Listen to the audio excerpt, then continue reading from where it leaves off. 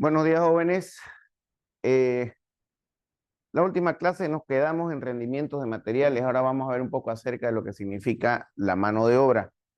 El tema importante acá, cuando hablamos de presupuesto, ya dijimos que hay que ver de armar primero la planilla de presupuesto con el listado de ítems, ¿no es cierto? O el itemizado o el catálogo de obra, donde dice descripción.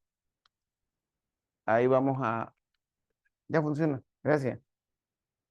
Entonces, les decía yo que para ir recordando lo que hemos visto en las clases pasadas, nosotros tenemos en nuestro presupuesto valorativo detallado, está conformado por los precios unitarios que vienen a formar parte de estos precios unitarios, los costos directos, que son materiales, mano de obra, cargas sociales, IVA y herramienta menor.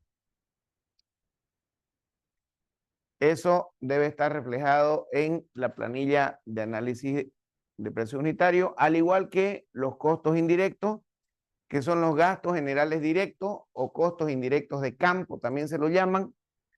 Gastos generales indirectos, que son los costos indirectos de oficina central, impuestos, costos financieros y utilidades y todo lo que quieran agregarle, ¿no es cierto?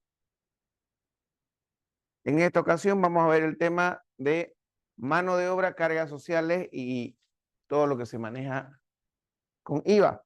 Y esto era lo que les decía. Esta es nuestra planilla de presupuesto valorativo detallado. Tenemos en la columna descripción. Aquí vamos a tener los capítulos y los subcapítulos o partidas, también se le llaman, a los ítems, al itemizado o al catálogo de obra.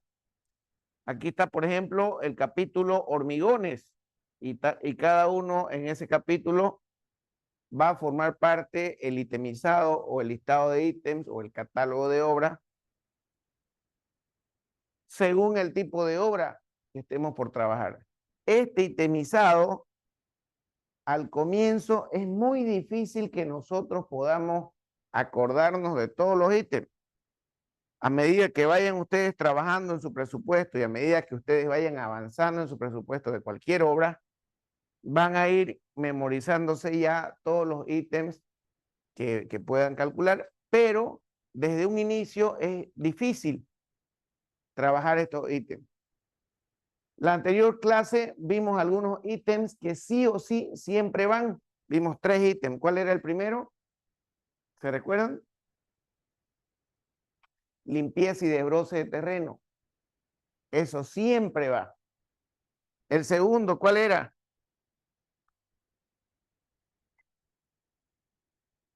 Replanteo como actividades preliminares. Este capítulo siempre va de primero, trabajos preliminares. Y siempre dentro de trabajos preliminares es toda la preparación del terreno que tengo que hacer para poder cobrar o para poder avanzar. Era limpieza y desbroce de terreno, el segundo era replanteo, el tercero era instalación de faena, y de ahí viene otro capítulo más. Aquí directamente me salté hormigones, pero aquí debería venir movimiento de tierra. Es todo lo que es excavaciones para fundaciones, excavaciones para vigas, vigas de equilibrio, excavaciones para plateas. En fin, esos 2 capítulos son los que siempre tienen que colocarse en un presupuesto. ¿Estamos de acuerdo? Tenemos la planilla, la columna descripción, donde va el itemizado. Tenemos la planilla unidad, donde cada ítem tiene que tener su respectiva unidad de medición. Por ejemplo, ladrillo cerámico, ¿qué unidad tendría? Muro de ladrillo cerámico. Metro cuadrado, ¿no es cierto? Por ejemplo, zapata de hormigón armado, ¿qué unidad tendría? Metro cúbico, ¿no es cierto? Es todo lo que podamos medir nosotros para poder cobrarlo. Ese es el avance que se hace. Siempre se tiene que hacer ese cubicaje que vendría a ser donde dice cantidad. ¿De dónde sacamos esta cantidad? De los planos. Nosotros no podemos inventarnos esta cantidad porque esa información viene en los planos, podemos medir en los planos. Ahora los planos los trabajan en Vectorworks, los trabajan en AutoCAD, los trabajan en Revit, en SketchUp, en fin. Hay diferentes aplicaciones, las más comunes son Vector, AutoCAD y Revit. Entonces, a esta cantidad de acá se les llama también cómputos métricos. Otras personas, otros profesionales les llama volúmenes de obra, que en realidad vendría a ser cuánto es lo que viene o cuánto es lo que voy a cobrar de cada ítem. Y luego viene el precio unitario. ¿Por qué le digo precio unitario? Porque este precio que manejo acá lo multiplico por la cantidad y voy a tener el importe total. Entonces, esta unidad de acá, ¿qué monto, qué valor tiene? Por eso se llama el precio unitario. Por ejemplo, aquí dice cimiento corrido T invertida, dice acá, en metros cúbicos. Este precio que dice acá, precio unitario, me está diciendo el valor por cada metro cúbico que tengo de esta actividad. ¿Se entiende? Por eso es que yo para conseguir cuánto me va a costar esta montonera de metros cúbicos, multiplico el cómputo métrico o el volumen de obra por el precio unitario y obtengo el valor. ¿Se entiende? Bien. ¿Cómo saco yo estos precios unitarios? De acuerdo a esto que tenemos acá. Esto es lo que tiene que tener mi planilla de análisis de precios unitarios. Se le llama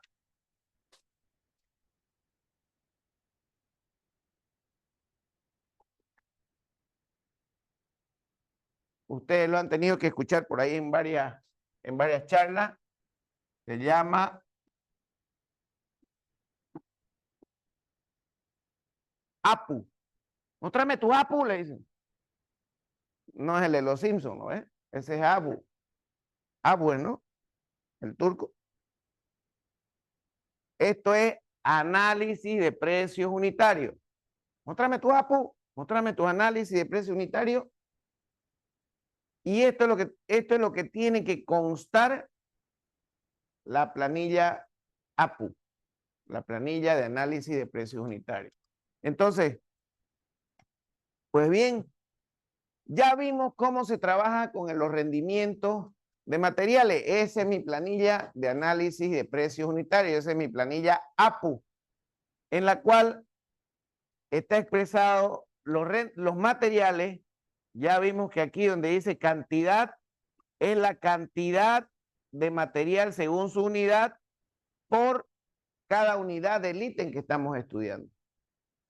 Si aquí yo tengo 30 ítems, ¿cuántas planillas de análisis de precios tengo que tener?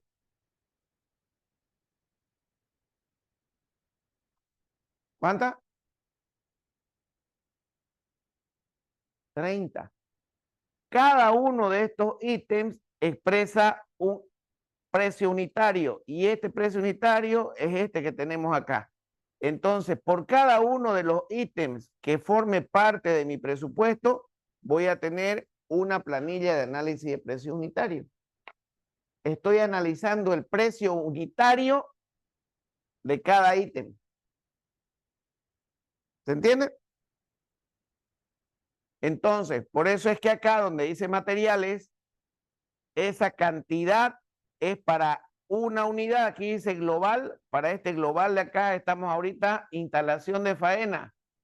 Ahí dice instalación de faena. Entonces, ¿qué unidad? Global. Entonces aquí está global. Este es el encabezado de este ítem de acá, de este primero. Entonces, para un global voy a necesitar todos estos materiales y todas estas cantidades, estos rendimientos de material. Eso fue lo que vimos la clase pasada. Entonces, aquí en mi instalación de faena, lo siguiente es la mano de obra. Fíjense que ya estoy armando mi planilla, mi APU, para ese ítem de ahí, instalación de faena. Esas dos, más costos de herramienta y equipo, son los que se trabajan los costos directos. Fíjense que es exactamente igual a eso. Planilla unitaria de costos directos, materiales, mano de obra, herramienta y equipo. Entonces, eso es lo que estamos trabajando, materiales, mano de obra, herramienta y equipo. Y eso es lo que estamos trabajando, los costos directos. ¿Se entiende? Luego vienen los costos indirectos que generalmente lo resumen todo en gastos generales. Si nosotros vemos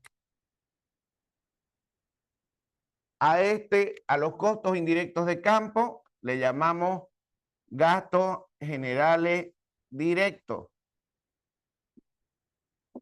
Y a esto, los de oficina, le llamamos gastos generales indirectos. Y a la sumatoria de los dos, lo llamamos gastos generales. Por eso es que acá viene presentado en un solo resumen gastos generales. Después vamos a verlo más a detalle, más grande esa planilla.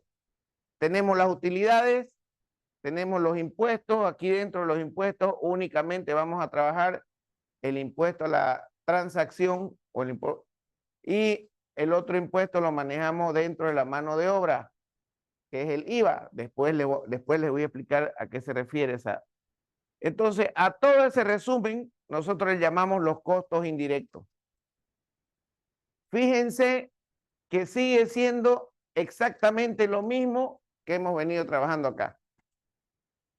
Solo que ya viene en planilla lo otro. Nosotros hemos venido trabajando costos directos, material, mano de obra, herramientas y equipo. Costos indirectos, gastos generales directos, gastos generales indirectos, que es lo que les estoy diciendo en la pizarra. Los gastos generales directos son los costos indirectos de campo. Los gastos generales indirectos son los costos indirectos de oficina central. Impuestos, costos financieros, utilidades, todo es lo que sigue más abajo. Entonces, aquí en esta planilla estamos trabajando, en vez de que diga gastos indirectos de campo, le ponemos directamente gastos generales. Y tenemos la utilidad y los impuestos, que en este caso es el impuesto a la transacción. Los costos directos más los costos indirectos, tengo el precio de venta. Este precio de venta es el que coloco en la planilla de presupuesto. ¿Se entiende? Y si aquí ya yo estoy cobrando impuestos en la planilla de análisis de precios unitarios, si ya estoy cobrando impuestos, el IVA, el IT, entonces el precio que voy a colocar acá es un precio unitario completo. ¿Se entiende?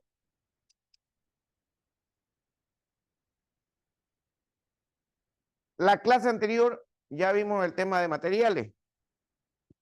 Esto es practicando, jóvenes, y si ustedes quieren entenderle más a esto, tienen que trabajar con rendimientos, tienen que hacer rendimientos de ladrillo adobito, rendimientos de ladrillo cerámico, revoque. Les di una planilla para que se la hagan en Excel, para saber las dosificaciones de cemento. Por ejemplo, para revoque, una dosificación que siempre se maneja en revoque de muros es 1:4.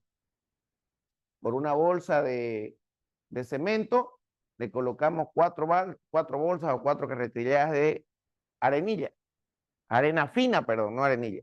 Arena fina, para revoque. Para la junta de los muros, lo mismo, una dosificación 1:4. Cuando se trabaja una capa de hormigón pobre, nosotros ahí ya tenemos que ir dándonos cuenta si es hormigón, ¿en qué unidad? Metros cúbicos. ¿Y qué dosificación generalmente se utiliza para una capa de hormigón pobre? Estamos hablando 1:4,7. Por una bolsa de arenilla, de cemento, se manejan 4 bolsas de arenilla y 7 bolsas de ripio. ¿No es cierto? Y si ustedes esa dosificación 1, 4 a 7 la colocan en la planillita de Excel de rendimiento que les mostré el otro día, van a ver más o menos que por metro cúbico de hormigón pobre se utiliza más o menos entre 180 y 220 kilogramos de cemento. ¿Estamos de acuerdo? Los datos que les he pasado la anterior clase no están en ningún libro, porque esa es una dosificación que me la he armado yo. A no ser que ya después, cuando haga mi libro, ya ustedes lo... Pero no está en ninguna literatura eso. O sea, todo lo que les estoy dando acá, aprovéchenlo porque no está en ningún libro. Eso es netamente sacado de práctica. ¿Me entienden? Entonces, ningún libro les va a decir el muro el revoque se tiene que dosificar 1 a 4, 1 a 5, ningún, porque no hay eso, no hay ese tipo de libro acá. ¿Estamos de acuerdo? Bien. Entonces, cuando hablamos de mano de obra, estamos hablando, si esta es mi planilla de análisis de precio unitario de cualquier ítem, este es el ítem de los materiales, aquí voy a tener un subtotal de los materiales, el cuadrito que está en color rojo se refiere al rubro mano de obra, qué mano de obra se va a presupuestar y viene dado en horas. Primero coloco en el cuadro de descripción, coloco con qué mano de obra voy a trabajar. Si voy a trabajar con un contratista o si voy a trabajar con maestros y ayudantes y peones o ya yo veo, ¿no es cierto? Generalmente cuando uno recién está comenzando, trabaja con contratista. Y aquí le pone, en vez de que diga maestro, albañil, peón, los tantos, directamente uno le pone contratista. ¿No es cierto? Entonces, haciéndolo un poquito más grande, ahí está el rubro mano de obra. Fíjense, aquí estamos trabajando directamente con un albañil, la instalación, la actividad es instalación de faena. ¿Y qué me está diciendo? Esta actividad de instalación de faena tiene como unidad global. O sea, en esa instalación de faena tiene oficina, tiene baño, tiene cerco perimetral, tiene el conjunto global de todo. Y para construir el conjunto global de todo, voy a utilizar 16 horas de albañil. ¿Cuánto es el día de trabajo? ¿Cuántas horas tiene un día de trabajo? 8 horas. ¿No es cierto? Quiere decir que un solo albañil, ¿cuántos días me va a tardar? 2 días. Pero si yo coloco 2 albañiles, va a ser en un día. ¿No es cierto? Lo importante es que para todo este global de acá son 16 horas que tengo que pagar. Calculamos el costo unitario, que lo vamos a ver enseguida. ¿Cuál es el costo unitario del albañil? Y ese es el monto, las horas por el costo horario, y tengo el total que le voy a pagar al albañil o a los albañiles en caso sean 2. ¿No es cierto? Este es un formato que este formato de acá está de acuerdo a criterio de cualquier profesional.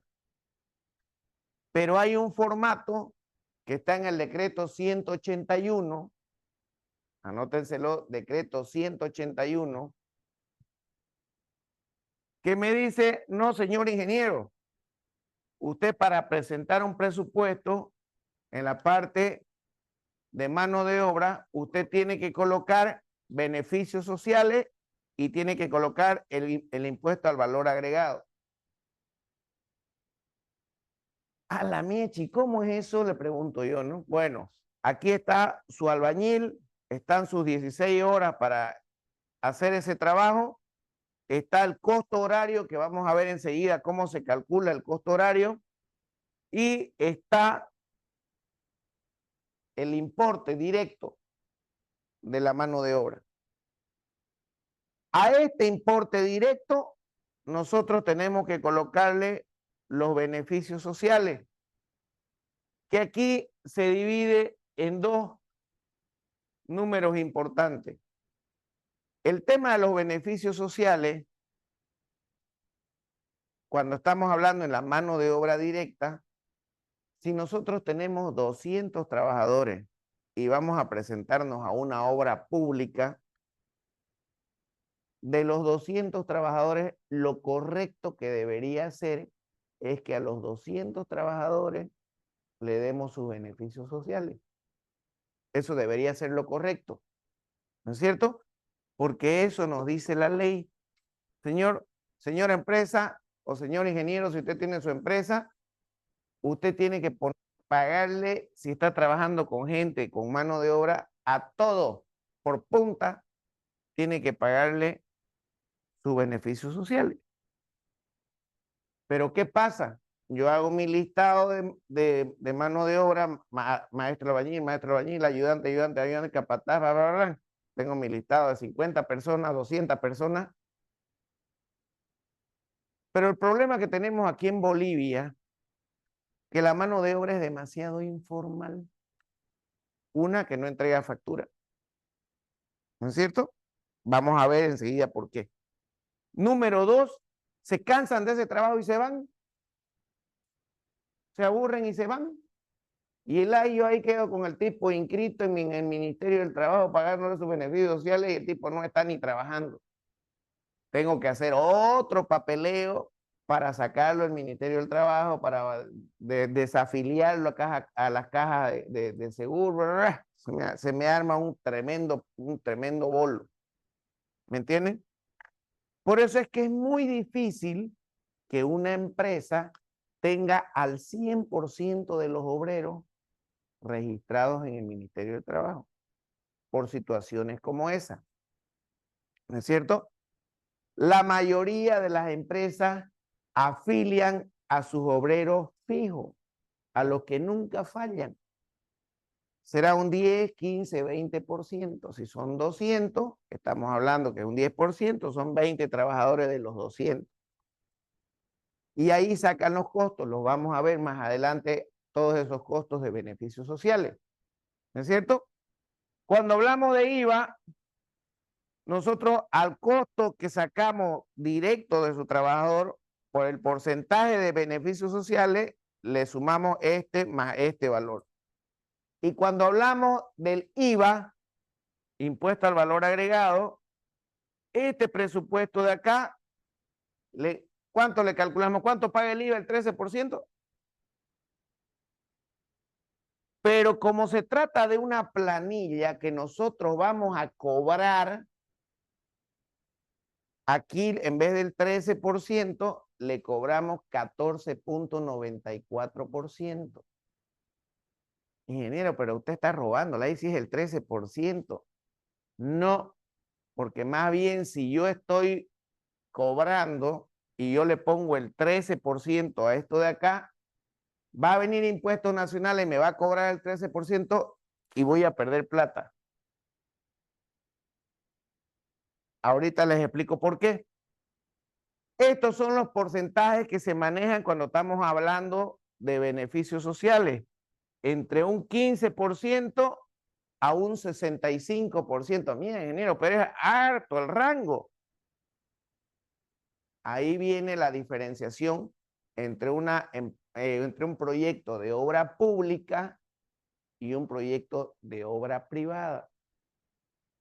El proyecto de obra privada no necesita que yo tenga ni siquiera el 10% de la gente. Yo puedo trabajar con el contratista y me olvido de los beneficios. Simplemente en mi contrato de obra le digo a mi contratista, usted es el responsable de su gente y usted ya verá cómo, pero a mí me cumple. ¿No es cierto? Entonces, en ese caso, yo le pondré pues el mínimo, un 10, 15%. Pero si estamos hablando de una obra pública, un puente, estamos hablando de una carretera, estamos hablando de la Casa Grande del Pueblo en La Paz, ¿no es cierto? Ahí yo tengo que tener lo más cercano a la realidad posible y que puede llegar hasta un 65% de la mano de obra directa. Vámonos a la mitad. un 35%. Si yo le pongo un 35%, entonces aquí dice 39.04 por punto 35 y voy a tener este valor de acá. ¿Se entiende? Y el IVA, impuesto al valor agregado, me sale un 14.94% de la sumatoria de la mano de obra más los beneficios sociales, todos los sumo y lo multiplico por el 14.94%. ¿Se entiende? Vamos a ver si está la explicación. Ahí está 35%, 14.94% y sumo todo, esto más esto más esto, me da 60.57 dólares bolivianos, dice, ¿ver? Dólares americanos. Quiere decir que este global de instalación de faena en mano de obra, yo voy a gastar 60.57 dólares. No, 50, dice. 60. 60.57 dólares. ¿Se entiende? Estoy sumando solamente la mano de obra. Después vamos a ver cuando nos toque el tema beneficios sociales y el tema impuestos, ahí vamos a ver el por qué son esos porcentajes de cada uno de ellos. Ahorita lo que me interesa es únicamente ver este rendimiento de acá. Esto se le llama rendimiento de mano de obra. ¿Cuántas horas por unidad del ítem yo tengo que utilizar? Entonces vamos a ir parte por parte. Vamos a ver el costo de la mano de obra primero y después vamos a ver los beneficios sociales y después vamos a ver el impuesto al valor agregado. ¿Sí? Primero veamos la parte de rendimiento. ¿Cuántas horas hombre por unidad del ítem voy a trabajar? Me dice, para la evaluación del personal se toma en cuenta particularidades relacionadas con el grado de formación que tenga el trabajador. ¿Y a qué se refiere con el grado de formación? Les voy a contar una anécdota. Vino un albañil brotando pecho, cruceño, y me dice, ingeniero, quiero trabajar, me dice. Ah, ¿querés trabajar? Bien. ¿A qué le hace? Yo allá en España era encofrador, me dice. Ah, en España eras encofrador, bien. Y lo puse a que me encofre una escalera. Era un mes y el tipo no la untaba. Bueno, casi un mes, tampoco perdí tanto tiempo, ¿no? Hasta que le pregunté, viejo, ¿qué pasa? No, es que allá en España ya vienen los moldes hechos y es con lo nomás. Aquí yo tengo que cortar, tengo que cortar la madera, clavar, apuntarla. Eso no hacemos en España, me dijo. Claro, en España la construcción es industrializada. Entonces ya vienen los moldes preparados para cualquier tipo de elemento estructural, incluyendo escaleras. En cambio acá hay que medirla la tabla, cortarla la tabla y más o menos ver si le hace y así ir viendo. O sea, es complicado calcular, encofrar una escalera. Acá. Entonces, por eso me refiero al grado de formación que vaya a tener el trabajador. La especialización. Hay por cada especialidad en construcción, cada obrero tiene su especialidad, perdón. El fierrista, únicamente es fierrista. Y cuando toca vaciar, no cuesta nada pues palear, ¿no es cierto? Pero el fierrista tiene su especialidad en fierro. El encofrador sabe cómo manejar la madera, sabe cómo clavar, o sea, tiene su especialidad en fierro. Los que preparan el hormigón tienen su especialidad en hormigonero. Aquí más o menos ahora y le echa un poquito de coca, ya está bien, dice. ¿No es cierto? Pero ellos ya a ojo, a la mezcla, dicen, échale un poquito más de agua, le dicen, y le echan un poquito más de agua. ¿No es cierto? Está muy seca, O si no, el que está vaciando arriba, oye, está muy seca tu mezcla, le dice. Ya, ya, échale más agua. Y siempre, ¿no es cierto? Entonces, en la construcción, siempre cada obrero tiene su especialidad. Por eso es que le colocamos, depende mucho de la especialización. La experiencia. Si tenemos un maestro que hace su revoque y es medio cucarro, recién ha sido ascendido a maestro porque más o menos hacía las cosas rápidas. Pero ya cuando uno se queda mirándolo a ver cómo rinde su trabajo, se van a dar cuenta que uno que revoca una pared, un maestro ya con experiencia, va a tener poco desperdicio de cemento, de mortero. En cambio, uno que recién está medio que queriendo subir a maestro, me va a dejar por lo menos unos 10 kilos de mezcla en el piso y se le cae, no la hace muy pastosa la mezcla, no. O sea, ahí se ve la experiencia y ahí se ve si el trabajador me va a hacer ganar o perder plata. ¿Me entienden? El nivel de entrenamiento de destreza dependiendo de cuántas obras ya hubiera tenido. No es lo mismo un trabajador que recién está ingresando a un edificio y espía para abajo y ¡boom! Se me va, pues nomás no es. En cambio, uno que tiene experiencia se agarra, pasa, oye, pasa la torre, no pasa nada. ¿Perdón? Las modalidades de contratación en el mercado establece diferentes categorías en función de las características del trabajo a desarrollar. Eso es en caso nosotros estemos buscando especialistas. Por ejemplo, un fierrista me gana más que un maestro encofrador o que un maestro albañil. ¿Cuánto es el sueldo por día en promedio? ¿Alguien sabe?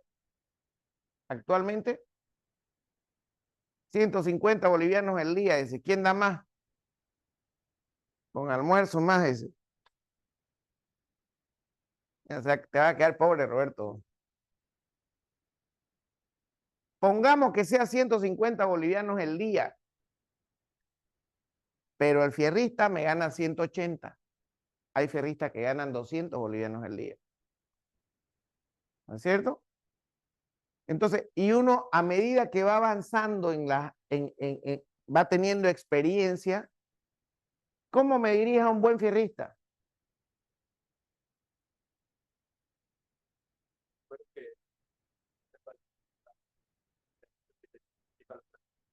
Todos saben leer bien los planos, la mayoría. El que se mete a fierrista sabe.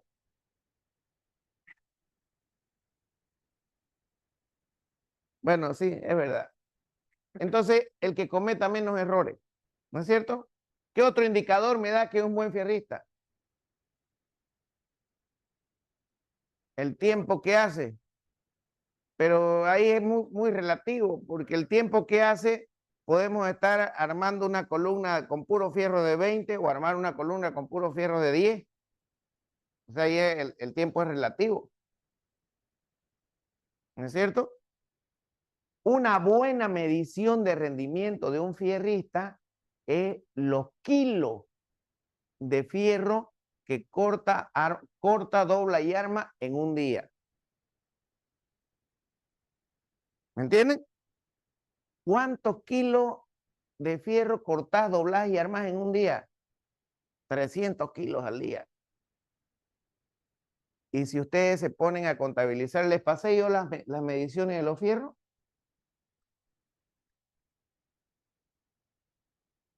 Los que están en internet se la perdieron. No hay ¿no tenés almohadilla por ahí? Aquí lo vamos a poner. Tabla de pesos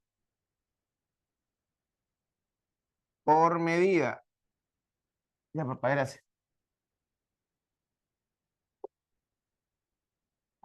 Tabla de pesos por medida. Y aquí tenemos el diámetro en pulgadas. Tenemos el diámetro en milímetros. tenemos el peso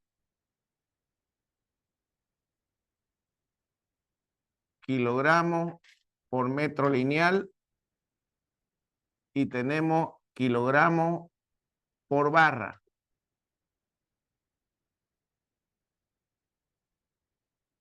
¿Cuál es cuál es el diámetro más pequeño que manejamos? ¿Se acuerdan? Costeadores.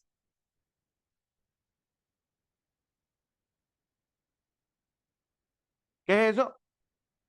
Un cuarto. Si hablamos en milímetros, ¿cuánto sería? 6 milímetros. Si hablamos en peso,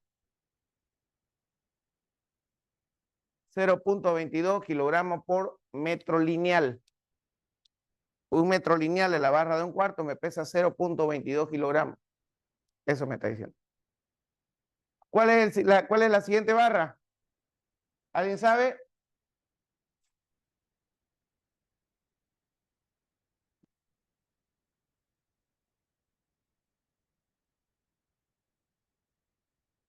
A ver, un cuarto. 5/16. 3 octavos. Media.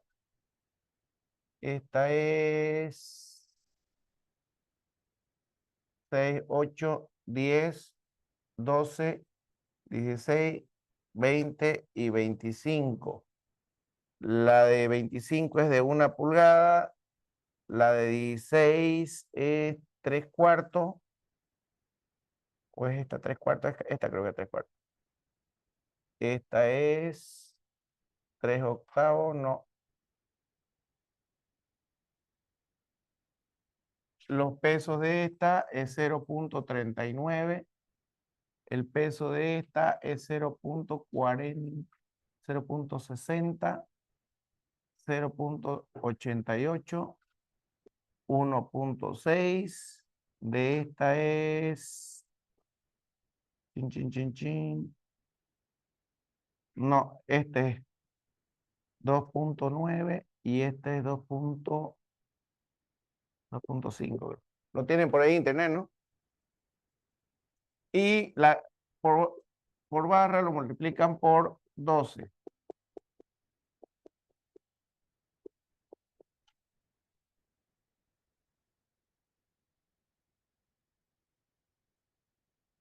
Veamos si es correcto eso, ¿ya? Un ratito. En algunas empresas me varían. Por ejemplo, en Monterrey me trabajan de 10 milímetros, pero en las lomas es diferente la medida. En las lomas me trabajan con 9. Este de acá lo toman como 3 octavos y me lo trabajan como 9.5 milímetros. Es más delgadito en las lomas. Ahorita vamos a ver. Bueno, después les voy a traer la tabla, no lo pillé. Pero trabajemos con estos valores. Si hay alguno que corregir, después lo corregimos. Lo voy a revisar bien. Un cuarto, 5, 16, 3 octavos. 5 octavos es este de acá. 5 octavos. Entonces, trabajemos con estos valores, porque con estos valores ya nos da, si tenemos una columna, que los fierros de la columna miden 6 metros y tiene 4 fierros de 20, entonces, ¿cuántos metros lineales habrá? 6 por 4, 24 metros lineales. De 20 por 2.5 y ya tenemos, y si el tipo me armó 8 columnas de esas, ¿no es cierto? Multipliquen 24 por 2.5 por 8.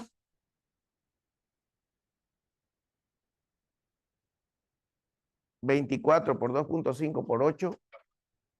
480. A eso hay que sumarle los estribos, que tiene un estribo de FI de 8 milímetros a cada 20. Entonces, 6 metros dividido entre puntos, ¿cuánto sería? 6 metros entre la separación que hace, ¿cuánta? No, 30. 30 piezas, ¿cuánto mide? Pongamos que la columna sea de 20 por 50. Entonces tendría, y el recubrimiento son 2 centímetros a cada lado. Entonces, si es 20 por 50 menos 4 centímetros a cada lado, mi estribo, ¿cuánto me diría? 16 por 2 más 46 por 2. ¿Cuánto sería 16 por 2 más 46 por 2? ¿Cuánto? 1.24 metros. Me diría mi estribo. Por 30 piezas, 1.24 por 30. ¿Cuánto? 37.2 metros lineales. De 8 por 0,39.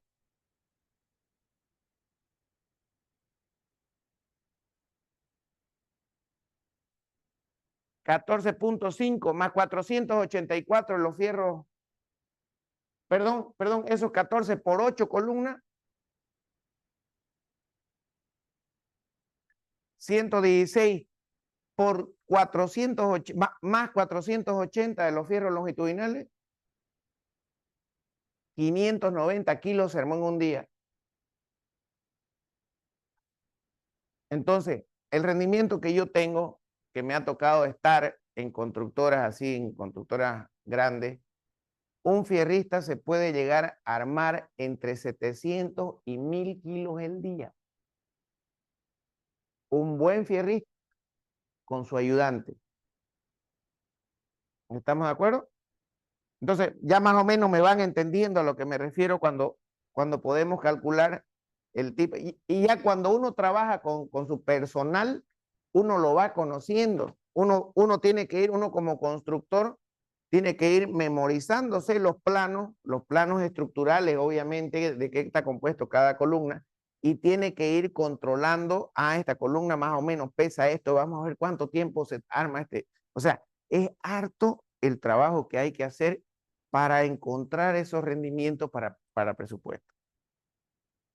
Por eso es que cuando a ustedes les toque estar en alguna obra, ustedes tienen que tener su libretita aparte, o su agenda, o su laptop, o su tablet, o lo que sean, y estar tomando constantemente rendimientos.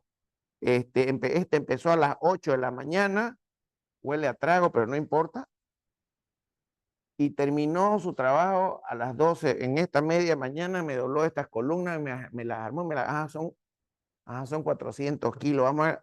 Y así uno tiene que ir avanzando para ir encontrando sus propios rendimientos de la gente con la que uno trabaja. ¿Se entiende? Bien, las modalidades de contratación, el mercado establece diferentes categorías en función a las características del trabajo a desarrollar. Ya vimos el ejemplo de los fierristas. Una de las modalidades de trabajo es a contrato, cuyas condiciones y alcances son claramente establecidas en un documento, o sea, con un contratista. Yo me olvido de calcular rendimiento y le digo al contratista: viejo, terminame esta casa, ¿cuánto tiempo? Ingeniero, ya el contratista por su experiencia se la termina esa casa en 6 meses. Bien, firmemos el contrato 6 meses. Y ya me olvido yo, ya gerente general, ya no me interesan esos rendimientos, porque ya yo sé con mi contratista 6 meses. ¿Entienden? Cuando tengo mi propia gente y sí me interesan esos rendimientos y sí me interesa trabajar a detalle todo, pues les pago por jornal. Es el valor asignado a una jornada diaria de labor ejecutada y donde el tiempo es un factor determinante. Ahí uno tiene que estar bien serio en su trabajo, tiene que estar colmilludo en su trabajo, porque hay trabajadores: mi bolito, ingeniero, no tengo. Y le plantan de las 7 de la mañana hasta las 10 de la mañana armando un bolo. Así el volán. Espejea ese cachete. Entonces eso no me conviene, pues, ¿no es? En cambio, ahí uno me ha tocado tener trabajadores: ¿vos no vas a volar? No, ingeniero, yo más cochicle.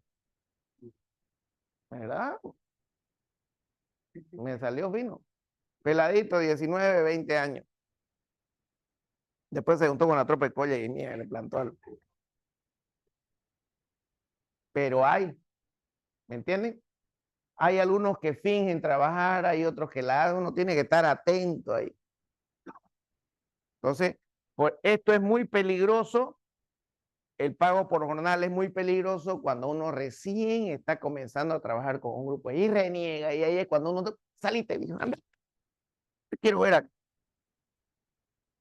Me ha tocado ver en que venía trabajando con un fierrista, ya buenos 2 años, un par de años más o menos, y en una de esas obras, llego a la obra y no lo veo a mi fierrista. Máximo se llama. Y Máximo, no sé, ingeniero debe estar en el cuarto piso. Y yo soy caduco. Y me fui piso por piso, me fui a buscarlo, a Máximo, hasta que lo encontré. Torcido, lo encontré en un baño. Y sus casquitos azules, los, los frasquitos de alcohol. Y el cachete espejeaba. Y ya el tipo venía trabajando hace unos 2 añitos conmigo. Entonces, andate de acá, no te quiero ver bien. Entonces, depende mucho, por eso les digo, es muy peligroso trabajar porque el rato menos esperado falla. Entonces, ya a estas alturas del partido, yo digo, nada, que se encargue el contratista ya de controlar todo eso. Es útil establecer los tiempos necesarios de utilización de personal y los horarios que estos deben cumplir para el desarrollo de las actividades. Uno tiene que ser algo como que psicólogo en la obra con los trabajadores. ¿Cuál es tu nombre? Mariana. Por ejemplo, Mariana, tenés que ser buena encofradora, vieja. ¿Y cómo es, Mariana? No, yo he conocido gente que me han encofrado en un día, me encofran 8 columnas. Tu amor propio te va a decir, no, porque yo soy buena, ¿no? Hay otros que les importa muy poco. Y ahí uno tiene que aprender a darse cuenta de esos que les interesa mejorar y de esos que ¿le vale qué? ¿Cuál? Por no decir otra cosa, ¿no? Entonces es ahí que uno tiene que conocerlos al personal, porque si yo le digo a Mariana, ¿podés, Mariana? ¿Qué me responde vos? Eso. Mostrame tu mano, a ver.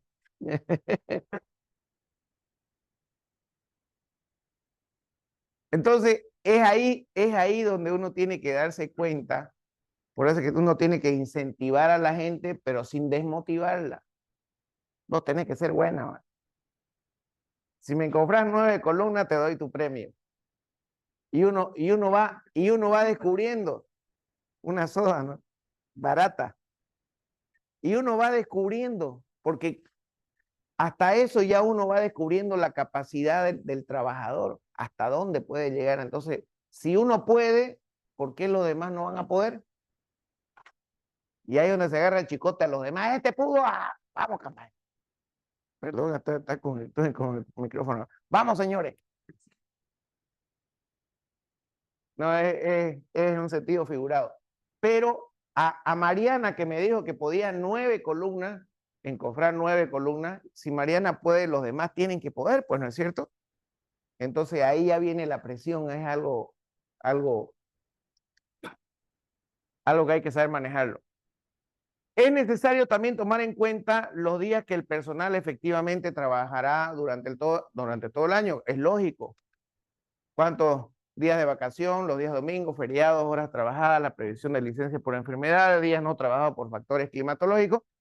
Todos estos días no trabajados tienen que ser tomados en cuenta porque me sirven para calcular el rendimiento de la mano de obra y cualquier otro día establecidos por leyes y normas que regulan las actividades económicas.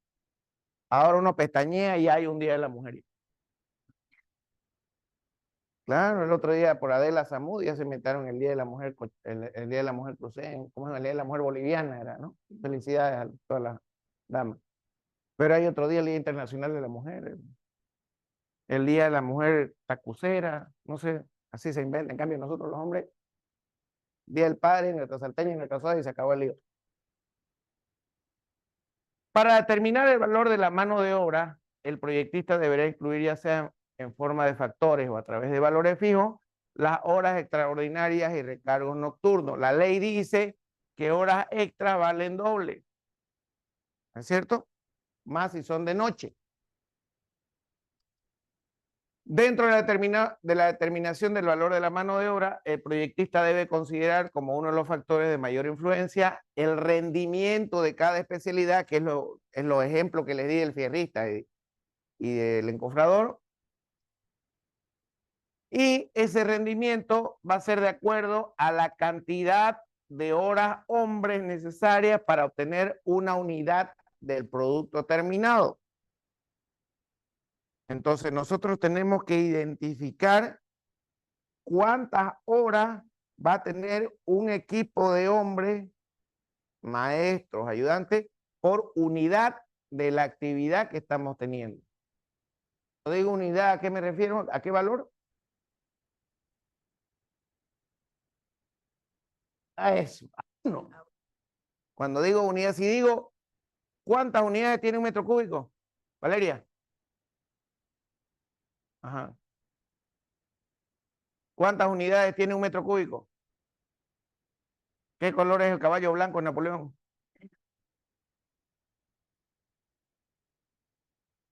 Un metro cúbico tiene una unidad. ¿Qué color es el caballo blanco de Napoleón? ¿En serio? ¿Qué color es el caballo blanco de Napoleón? Blanco. Entonces, siempre que hablemos de unidad, es uno. Por eso es que aquí, por un producto terminado. Si estamos hablando de zapata, ¿cuál es la unidad de metros de zapata? Metro cúbico. ¿Y cuánto es la unidad de un metro cúbico? Un metro cúbico. ¿Se entiende? A eso es lo que llamamos rendimiento. Horas por unidad de la actividad que estamos trabajando.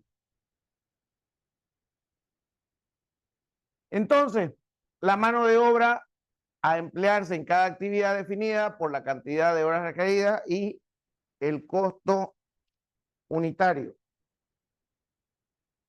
Bien, donde el costo horario viene a ser el costo por cada hora de trabajo efectivo. Este es el costo horario, este de acá.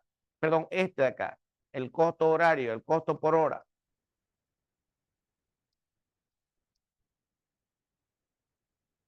Para el cálculo del costo horario de la mano de obra se deberán considerar los siguientes aspectos. El jornal o salario básico, ya vimos, cuando hablamos de jornal, estamos hablando de un día de trabajo, ¿no es cierto? Esto puede ser un costo variable dependiendo si es fierrista, si es encofrador, si es albañil, obra gruesa, en varía. Bonos e incentivos. Mira, este trabajador es bueno. Mariana me salió buena, me cumplió sus 9 columnas del día. Le voy a dar una soda, de la soda vale plata, pues son 20 pesos más, ¿no? Bonos de antigüedad. Mariana trabaja conmigo hace 8 años. Ya es su tiempo, ya. Por cada año que sé yo, pues le daré 100 pesos por año, digamos. Churrasco, para el 1 de mayo, doble ración de carne. Y las previsiones por horas extraordinarias de trabajo. Mariana es tan capa que ella se queda trabajando horas extras. Entonces tengo que contabilizar también cuántas horas extras se queda trabajando Mariana. Todos esos factores me influyen para considerar el costo horario que se tenga que hablar. Entonces mi costo horario va a ser el jornal más todos los factores que vemos multiplicado por todos los factores. Uno más este factor, obviamente en decimales, ¿no es cierto? Cuando hablamos del rendimiento de la mano de obra, es la cantidad de obra de alguna actividad completamente ejecutada por una cuadrilla, compuesta por uno o varios operarios de diferente especialidad por unidad de recurso humano. Si yo estoy vaciando una losa, ¿qué especialidades de mano de obra me van a utilizar en esa losa? ¿Alguien me puede decir? ¿Vamos a utilizar fierrista? Sí, ¿no es cierto? ¿Vamos a utilizar encofrador? Sí, ¿no es cierto? vamos a utilizar obreros para el vaciado, ¿sí? ¿No es cierto? Entonces, las 3 especialidades me suman la cuadrilla para trabajar esa losa. ¿Estamos de acuerdo?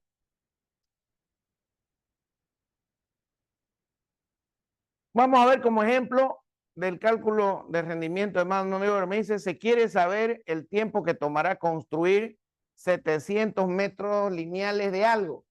No sé, pongámosle un cimiento, pongámosle un, no sé, pero son 700 metros. Si sabemos que el rendimiento de la cuadrilla de todos los grupos especializados es de 0.153 jornadas por metro lineal, resulta que nos hemos venido, esos metros de algo lo hemos venido haciendo seguimiento y esa cuadrilla me rinde 0.153 horas por metro lineal o jornada. Entonces, la jornada la multiplico por los 700 metros lineales y tenemos el valor total. Querido Francisco, te llamo más tardecito, por favor. Estoy en clase. Un abrazo, chao, chao. Entonces se puede utilizar por regla de 3 y para 0.153 jornales por metro lo multiplico por 700 y tenemos que son 107.1 jornales de esa cuadrilla. ¿No es cierto? Esto nos puede ayudar a nosotros poder predecir tiempo y costo de cada ítem o de cada trabajo que nosotros. El chiste es encontrar esos 0.153 jornales de la cuadrilla. Eso es irse más al fondo todavía. ¿No es cierto? Factores que afectan el rendimiento de la mano de obra. Lamentablemente no es tan sencillo como obtener un rendimiento y usarlo en nuestros cálculos. El rendimiento de la mano de obra puede verse afectado por diferentes factores como ser el clima, el tipo de equipamiento, aspectos laborales, el tipo de actividad e incluso hasta la misma supervisión. Cuando nos topamos con un supervisor medio hecho el estricto, hecho el que nos está parando a cada rato, hasta la misma gente se puede aburrir, va, ¿qué me importa? Se va, pues, ¿no? Entonces, todos esos factores, pero se puede, podemos trabajar al menos en nuestros medios algún tipo de rendimiento promedio por todo esto. Ya, está bien, pero entrémonos un poquito más al fondo. ¿Cómo hacemos para determinar el rendimiento de mano de obra de una actividad? Hagamos un EDT. ¿Alguien sabe lo que es un EDT? Estructura de descomposición del trabajo. Ese es un EDT. Pero ¿cómo hacemos una estructura de descomposición del trabajo para fácil? Si nosotros aquí dice la descomposición de cada una de las actividades en sus procesos elementales. Si yo tengo vaciado de columna, ¿cuál es la unidad de vaciado de columna? Metros cúbicos, ¿no es cierto? Ese vaciado, esa actividad, si yo quiero el rendimiento, ¿cuánto voy a gastar en mano de obra de esa actividad? Hago su EDT. Quiere decir que vaciado de columna la divido en subactividades y por cada una de las subactividades que voy a dividir, voy a ponerle su mano de obra. ¿Alguien me puede dar un ejemplo de un EDT de vaciado de columna? Corte, armado y doblado de fierro. Voy a utilizar un fierrista y un ayudante. El mismo ejemplo que puse hace rato, son 8 columnas. Entonces, un fierrista y su ayudante hacen corte, armado y doblado de fierro. ¿No es cierto? Corte, doblado, armado y colocado del fierro, de las columnas. Otro EDT, encofrado de la columna. Y un último EDT, verticalidad de la columna. Si quiero irme más al fondo, ¿no es cierto? Con una plomada en los dos ejes y verifico la verticalidad de la columna. Y por último, ¿cuál sería la última subactividad mía de EDT? El vaciado de la columna. Y ahí, para ese vaciado específicamente, ¿cuántas personas voy a utilizar? ¿Se entiende? Entonces, en los procesos de estimación del rendimiento de la mano de obra por cada actividad, existen diferentes métodos para calcular el rendimiento de algunos. Ellos son de acuerdo a la experiencia. Yo ahorita por experiencia, yo digo que una cuadrilla en edificios grandes, columnas de más o menos 50 por 1 metro, 50 por 80, me pueden llegar a vaciar entre 6 y 8 columnas al día. Una cuadrilla. Eso ya yo lo sé por experiencia. Entonces ya con ese rendimiento de esa cuadrilla, yo más o menos sé cuánto voy a gastar al día en gente. Siempre lo que interesa es plata, ¿no es cierto? Había un gordo por ahí que decía, platita en mano, decía, ¿no? Entonces eso ya yo lo puedo sacar por experiencia.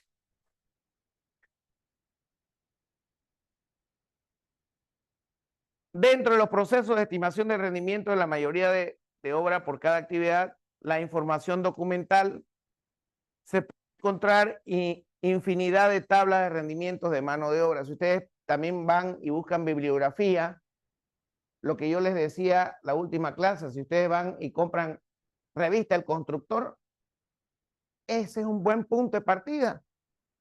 Porque ahí si ustedes ven vaciado de columnas de hormigón armado, ahí en horas por metro cúbico les van a decir seguramente 36 o 48 horas. ¿Alguien por ahí tiene la revista El Constructor?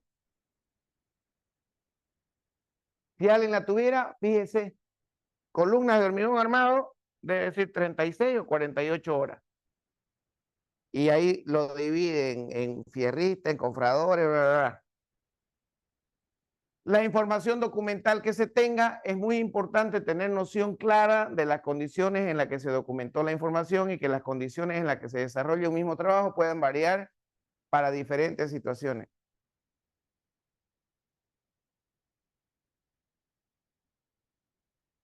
El cálculo de rendimiento de mano de obra por medio de la información documentada es el uso de la estadística. Se recomienda ya que existe variación en cada trabajo debido a las condiciones que se realizan. Hay otros que nos creemos estadísticos también. Entonces, y si para esta obra que tenía 200 metros cuadrados de construcción, toda mi cuadrilla, lo trabajamos esa obra en 6, 7 meses, esta otra que va a tener 400, entonces más grande, vamos a ver qué probabilidad, y uno ya va trabajando, o sea, uno ya va metiéndose en ese mundo del cálculo de rendimiento y va dándose cuenta, a medida que va avanzando, va dándose cuenta de cómo se trabaja, ¿no?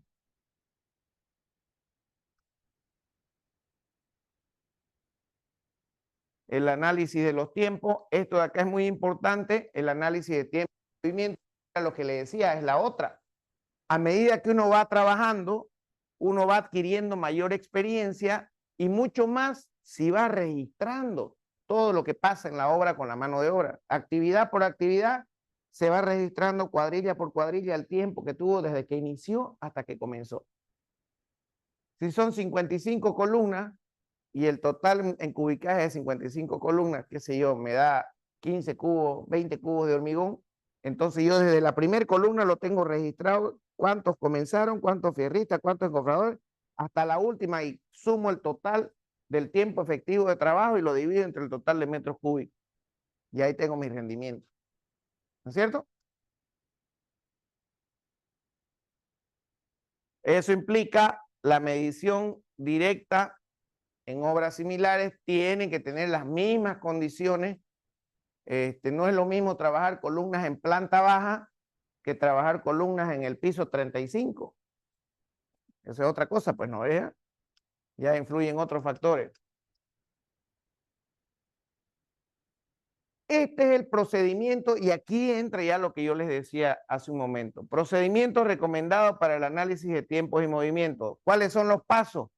Paso número 1, encontrar el EDT, la estructura de descomposición de trabajo. Dividir las tareas en pasos desde el acarreo hasta el trabajo de la actividad principal que se esté midiendo. O sea, tenemos que dividir esa actividad en subactividades. Cada paso se obtiene de las fuentes indicadas anteriormente. O sea, cada paso vamos a tener información de cada paso según la medición que hagamos y compararla con anteriores trabajos similares. Se calcula tiempo individualmente o de forma unitaria y se multiplica la repetición de dichos pasos. O sea, este fierrista me dobló 500 kilos hace un rato. ¿Cuántas columnas son? Para esa columnita son 8 columnas y ya uno va sacando sus cuentas, ¿no es cierto? Y luego se suma el total del tiempo de todas las estructuras de trabajo. Y por último, si se midió el tiempo directamente en una obra en 0,40 para obtener el rendimiento de la productividad real. Ingeniero, pero ¿de dónde sale ese 0,40? Este es un índice de productividad que generalmente se aplica para incrementar los rendimientos para trabajar sobre seguro. Si yo presupuesto que utilicé, aquí calculo 5 horas por unidad del ítem, lo divido entre 0,40 y eso me va a incrementar, no voy a presupuestar solamente 5 horas, voy a presupuestar ¿cuánto? 5 dividido 0,40, 8. Voy a presupuestar 12,5 para estar sobre seguro. ¿Entienden? Veamos un ejemplo. Estudio de los componentes de la planilla de análisis de precio unitario. Me dice calcular el rendimiento unitario colocado de ladrillo cerámico de 6 huecos con un maestro y un ayudante. Siempre tengo que saber qué cuadrilla voy a utilizar. Siempre. Yo no puedo calcular un rendimiento de mano de obra si no sé gente que voy a utilizar, pues no es. Ya sea un maestro, 2 maestros, 3 maestros, un ayudante, no sé. Pero aquí en este caso estoy diciendo que un maestro y un ayudante me van a levantar ese muro que vemos ahí que mide 3,77 por 3. Vamos a ver cuánto de plata voy a invertir por metro. ¿Por qué unidad? Por metro cuadrado de este muro de acá. ¿No es cierto? Altura total del muro, 3 metros lineales. Superficie total, 11,31 metros cuadrados. Ya tenemos, fíjense que ya tenemos el volumen de obra. Volumen de obra es 11,31. Ladrillos, si ustedes quieren, corroboren midiendo contando cuántos ladrillos entran en todito eso y lo dividen entre el total, les va a salir más o menos 25 piezas por metro cuadrado. Cemento 8,88 y arenilla 0,27. Esos son rendimientos de materiales que ya los vimos en la anterior clase, ¿no es cierto? El acopio de los materiales, si ahí está mi obra, a 15 metros voy a tener mi ladrillo, voy a tener mi arenilla, voy a tener mi tacho. O sea, todos esos datos tenemos que fijarnos y controlarlos y anotarlos en obra. Hasta el acarreo, la distancia de acopio de materiales. Solución número 1, siguiendo el proceso que vimos anteriormente, dividimos en EDT, desde el acarreo hasta el trabajo de la actividad principal donde se midió. Subtarea, tenemos esa subtarea. 5 subtareas tenemos para el muro de ladrillo cerámico de 6 huecos. Acarreo de ladrillo, humedecer los ladrillos, preparar la mezcla, 1 a 4, replantear el muro, inicio de las actividades de colocado de ladrillo con juntas de mortero. Fíjense, para hacer un EDT necesito saber cómo se hace. Tomar en cuenta todos los pasos para poder estructurar las actividades. Segundo paso, cada paso que se obtenga de las fuentes indicadas históricamente, descomponerlas en tareas según la mano de obra utilizada. O sea, esos 5 pasos, yo le voy a poner qué personal voy a utilizar. El acarreo de ladrillo no va a ir el maestro, pues, ¿no es cierto? Tiene que ir el ayudante, humedecer los ladrillos el ayudante, preparar la mezcla el ayudante, replantear el muro el maestro y el preparado del andamio, maestro más ayudante. Y hay 6 ahí. Inicio el colocado, el maestro. Son 6 actividades. Me estaba olvidando yo del preparado de andamio. ¿No es cierto? Paso número 3. Se calcula el tiempo individualmente o de forma unitaria y se multiplica la repetición de dicho paso. Análisis. Primero vamos a ver los tiempos del ayudante. Ciclo de subtareas que va a tener el ayudante, el acarreo, humedecer los ladrillos y el preparado de los andamios. Eso va a ser el ayudante, el acarreo de ladrillo. Esto mide cada ladrillo, esto mide la carretilla y por carretilla más o menos me entran 28 ladrillos. Tiempo de ciclo de acarreo, 15 metros tiene que venir el cambiste con su carretilla y volver con la carretilla, el llenín, el ladrillo y depositar y otra vez tiene que ir a traerlo. ¿No es cierto? 5 minutos por carretillada de ladrillo.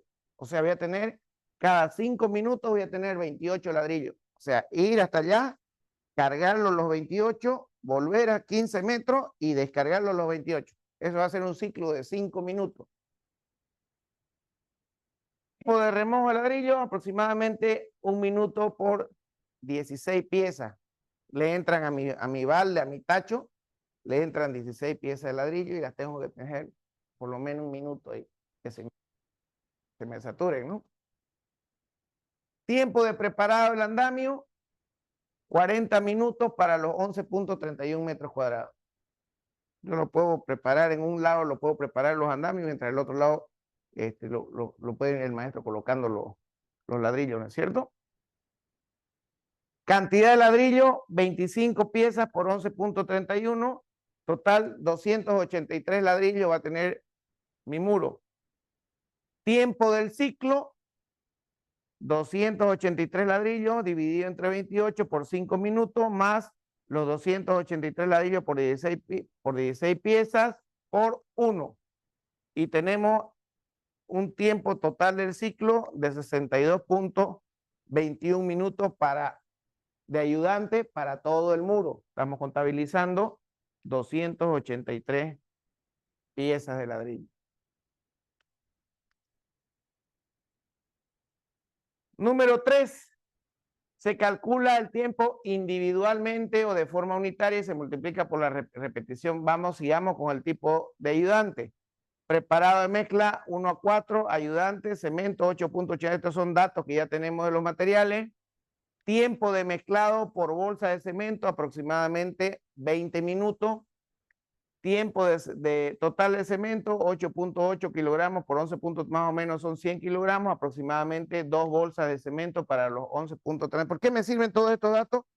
Porque me clarifican el material que yo voy a utilizar para, de acuerdo a este material, con este tiempo que vimos anteriormente, con este tiempo acá, ver más o menos qué tiempo voy a tener. ¿Ven? Y aquí ya tengo todo el cálculo del tiempo. Me gustaría, por favor, que le saquen una foto, porque voy a ir muy rápido y ya ustedes lo analizan en su casa y cualquier duda lo vemos en clase. Tiempo total del mezclado, 20 minutos por 2 bolsas de cemento, 40. Entonces, fíjense que ya voy utilizando los tiempos para cada uno de ellos. Entonces, me voy hasta el tiempo total del mezclado más acarreo, 148, que es el tiempo total más acarreo, por 1 sobre 60 igual a 2.48. Al finalizar, tenemos que el rendimiento unitario es 0.22 horas por metro cuadrado, este que vemos acá, y lo multiplicamos por 1.40 para mayorarlo, y tenemos que 0.31 horas por metro cuadrado, tiempo real de ayudante. He ido un poquito rápido porque si no le plantamos 2 horas hasta que vamos. Revísenlo en su casa, por favor, a detalle, con todos estos datos que hemos calculado acá. Y si es que no saben algo, me mandan un mensaje y yo se los explico de dónde. Si no, nos vamos a quedar hasta mañana. Vamos con el maestro. Replanteo y levantamiento de muro, el maestro, velocidad de colocado, más o menos un maestro, este es otro dato que ustedes pueden agarrárselo. Un maestro con colocado de mezcla más ladrillo, más o menos me coloca en una hora algo de 29 piezas. O sea, la junta y el colocado, 29 piezas por hora, más o menos es el rendimiento que se trabaja con. Preparado el andamio, 30 minutos, total de piezas de ladrillo colocar, 283 piezas, que ya lo calculamos anteriormente. Esas 283 dividido 29, más o menos se tarda 9.76 horas. Tiempo total de colocado de andamio, 30 sobre 60 igual 0.50 horas. Rendimiento unitario de colocado del muro, 10.25 sobre 11, tenemos más o menos 0.91 horas por metro cuadrado de tiempo efectivo y lo mayoramos multiplicando por 1.40, que es el factor que vimos anteriormente. 1 hora 27 minutos me emplearía un maestro albañil en trabajar el muro de ladrillo cerámico de 6 huecos. Entonces aquí fíjense, albañil tenemos ya nuestra planilla de precio unitario ya está quedando más o menos acomodada. En materiales ya vimos los materiales de la anterior clase y en mano de obra estamos calculando que mi cuadrilla es un albañil más un ayudante. Del albañil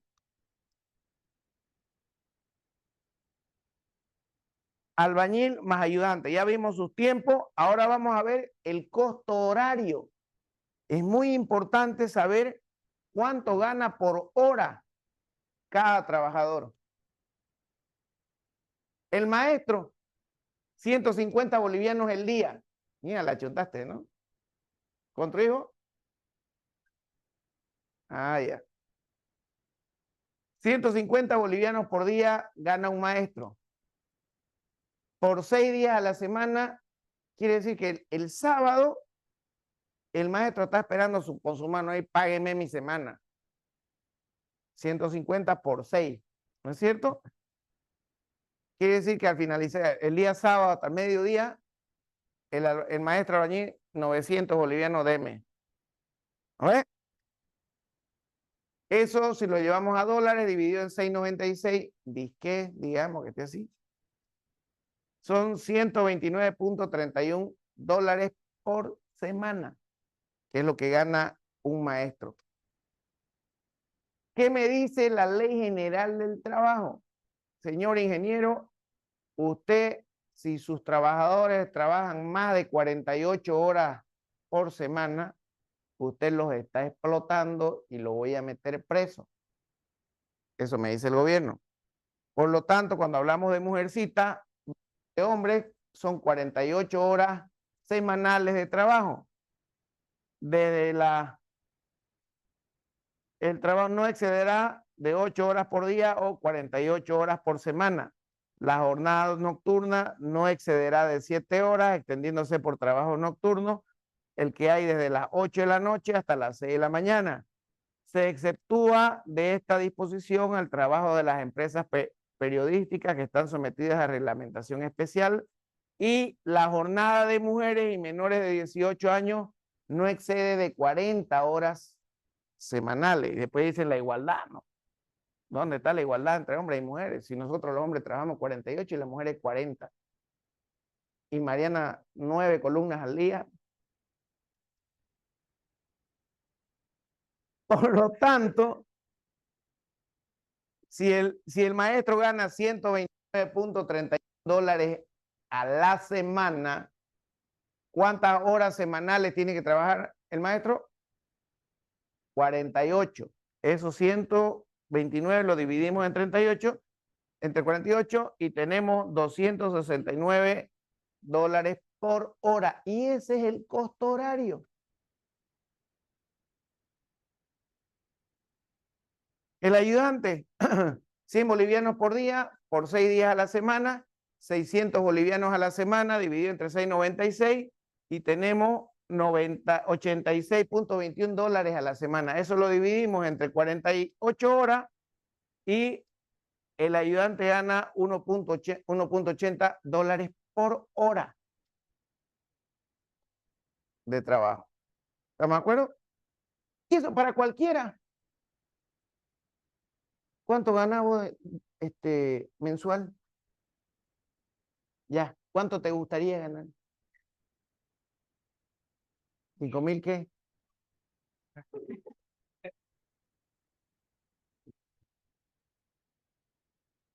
$5,000 al mes quiere ganar. ¿Cuál es tu nombre?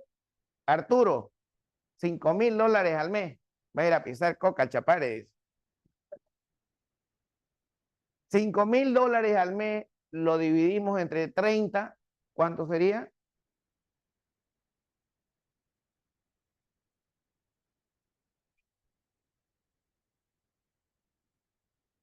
166 el día. Dividido entre 8.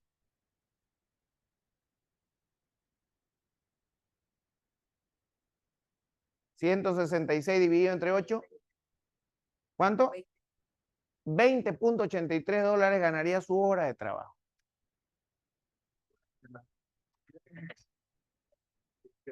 Por estar pisando coca ya.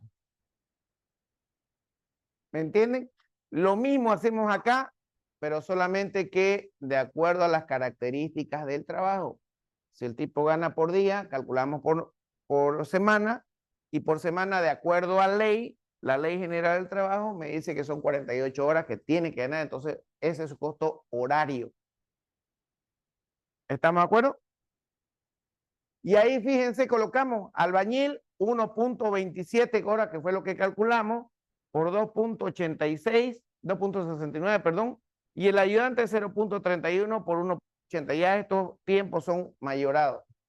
Y ahí tengo el valor total de maestro, el valor total de ayudante, y los trabajamos, los sumamos los dos costos, y eso es lo que voy a gastar en mano de obra. ¿Se entiende? La siguiente clase, a esta mano de obra de acá, vamos a ver el tema beneficios sociales y el tema de impuestos, para que lo veamos con más detalle. Todavía no está terminado este precio unitario. ¿Sí? ¿Alguna pregunta, alguna duda?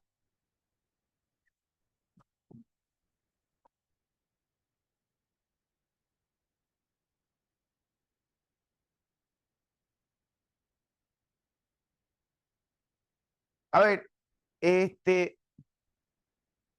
eso ya va de acuerdo a un criterio del directorio de la empresa o del dueño de la empresa. ¿Hasta qué punto quiere asumir la responsabilidad de trabajar con su gente?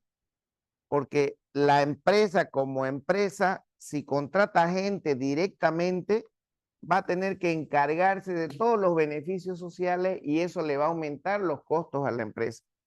¿No es cierto? Pero en cambio, si contrata un contratista, la mayoría de los contratistas los tendrán pues amenazados, ¿no? ¿Qué será pues? Pero es muy raro el contratista que le paga de beneficio social a su gente, ¿no es cierto? Pero yo, para respaldarme o cuidarme las espaldas, yo le digo a mi contratista: viejo, cualquier problema que vos tengas en contrato es responsabilidad tuya, y te vas a ganar un pleito si no me cumplís.